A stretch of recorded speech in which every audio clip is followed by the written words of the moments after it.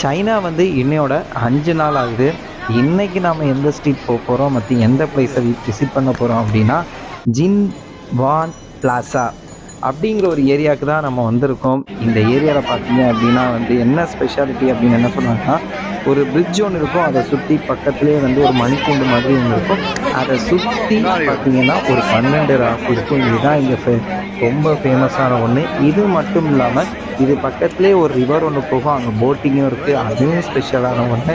மற்றபடி பார்த்தீங்க அப்படின்னா சுற்றி பில்டிங் இருக்கும். இதை பற்றி தான் இன்றைக்கி நம்ம இந்த வீடியோவில் பார்க்க போகிறோம். இந்த இடம் எங்கே இருக்குது அப்படின்னு பார்த்தீங்கன்னா, தியாஜிங்கில் தான் இருக்குது. சுகிஃபோ அப்படிங்கிற ஏரியாவில் தான் இந்த பிளேஸ் இருக்குது. இது சுற்றி முற்றி பார்த்தீங்கன்னா ஓவரால் ஃபுல்லாக பில்டிங்கே தான் இருக்கும். இது மட்டும் இல்லாமல் பெரிய பெரிய ஹோட்டல்ஸு, அப்புறம் இங்கே நிறைய கலை நிகழ்ச்சிகள் எல்லாமே இங்கே நடக்குமா. நாங்கள் வந்த டைம் பார்த்தீங்க அப்படின்னா கிட்டத்தட்ட ஒரு 7 ஆயிடுச்சு. ஆனாலும் பார்த்தீங்கன்னா இருட்டவே இல்லை. அதான் வந்து ஆச்சரியமா இருக்கு. 7 ஆனாலும் பாருங்க ரொம்ப வெளிச்சமா இருக்கு. இந்த கார்லாம் பார்த்தீங்க அப்படின்னா வந்து எலக்ட்ரிக் கார் எல்லா இடமும் வந்து சுற்றி காமிக்கிறது. இது ஒரு பெரிய ஹோட்டல். இது மட்டும் இல்லாமல் இந்த மகராசல் பட்டணத்தில் நம்ம ஒரு சின்ன ஒரு வேன் மாதிரி ஒன்று பார்த்துருப்போம். அது எல்லாமே இங்கே இருக்குது.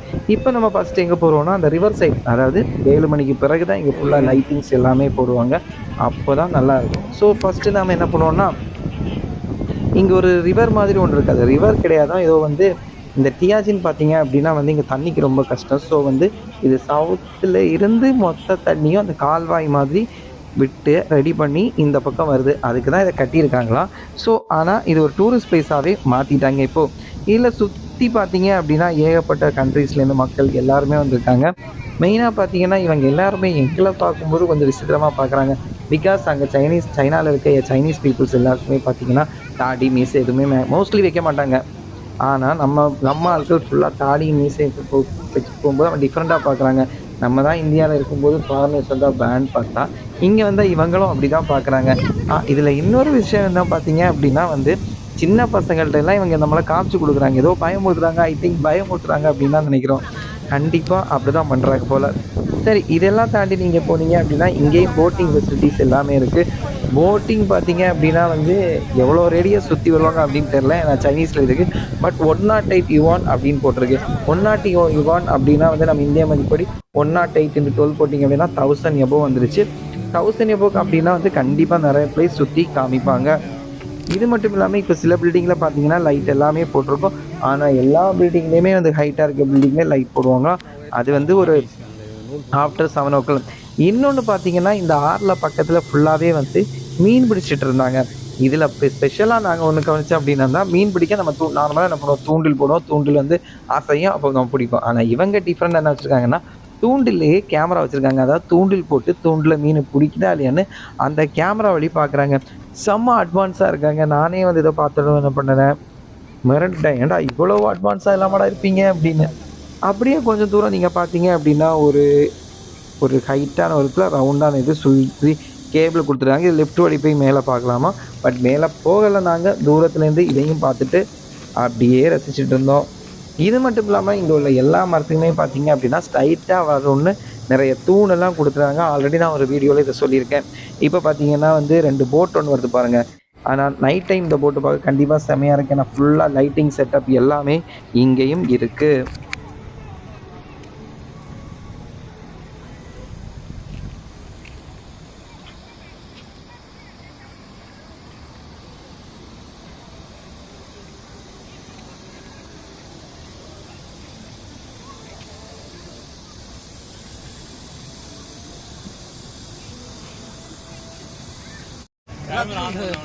இப்போ டைம் பார்த்தீங்க அப்படின்னா 7:30 ஆனதும் கரெக்டாக டான்னு எல்லா இடத்துலையுமே லைட் போட்டாங்க பாருங்கள்.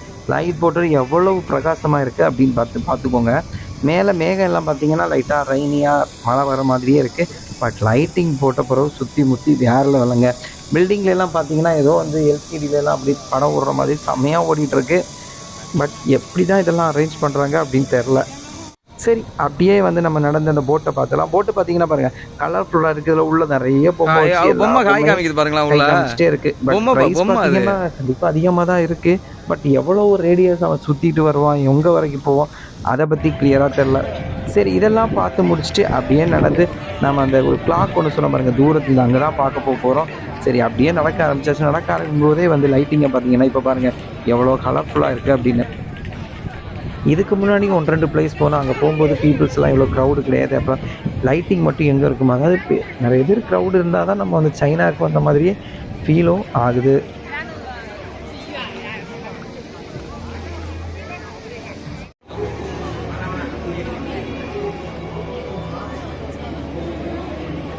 இப்போ நியர்பை அந்த கிளாக் பக்கத்தில் வந்துட்டோம். அந்த கிளாக் ஏதோ ஒரு நேம் சொன்னாங்க, பட் நேம் மறந்துட்டேன். கண்டிப்பாக டிஸ்கிரிப்ஷனில் நான் சர்ச் பண்ணி போட்டுருந்தேன். இப்போ பார்த்தீங்க அப்படின்னா அந்த பிரிட்ஜ் வழி ஏறி அப்படியே நடந்து போகலாம். நல்ல கூட்டம் க்ரௌடு. ஆனால் பார்க்குறவங்க எல்லாருமே நம்மளை விசித்திரமாக பார்க்குறாங்க. ஏதோ என்ன சொல்கிறது, நம்ம தாடி மீசு தான் பெரிய பிரச்சனை அப்படின்னு நினைக்கிறேன். கீழே ஃபுல்லாக தண்ணி பார்த்தீங்கன்னா கொஞ்சம் அழுக்காக தான் இருக்குது. பட் வர மாதிரியே ரெடி பண்ணியிருக்காங்க. பட் ரெடி பண்ணுறாங்களா இல்லை அந்த ஃப்ளோர் அது அப்படி அதுதான் தெரியல. இதுதான் அந்த கிளாக், இதுதான் இந்த ஃபேமஸ் வாங்க இந்த டைமில் பார்த்தீங்கன்னா அந்த கிளாக்கை சுற்றி பார்த்தீங்கன்னா 12 ராசி அந்த இதை வந்து மென்ஷன் பண்ணியிருப்பாங்க. மேலே ஒரு மம்மி மாதிரி வச்சுருப்பாங்க. எல்லா ரீசனுக்கு எல்லாமே செட் பண்ணியிருப்பாங்க. நல்ல க்ரௌடாக இருக்குது. பார்த்தீங்கன்னா மோஸ்ட்லி ஃபோட்டோ எடுக்கிற எல்லாமே பார்த்தீங்கன்னா அங்கே இருக்கிறவங்க தான் எடுத்துகிட்டு இருக்காங்க. எல்லாமே அவங்க பப்ளிசிட்டி தான். இது மட்டும் இல்லாமல் சோசியல் மீடியாவில் ரொம்ப ஆக்டிவாக இருக்காங்க. நான் பார்க்கும்போது ஏற்பட்ட பேர் டிக்டாக் பண்ணுறாங்க, ஏதோ பண்ணிட்டு சுற்றிட்டே இருக்காங்க. இன்னொன்று நோட் பண்ணாங்க, அவங்க மொபைல் கிளாரிட்டி தான். அங்கே இருக்க எல்லா மொபைலும் நம்ம மொபைலை கம்பவும் பக்காவாக இருக்குது, பயங்கரமாக. பட் அதுதான் எப்படின்னு தெரில. இதுதான் இந்த இடத்தோட ஃபேமஸ். இதோட நேம் மற்றும் டிஸ்கிரிப்ஷன் நான் மென்ஷன் பண்ணிடுறேன்.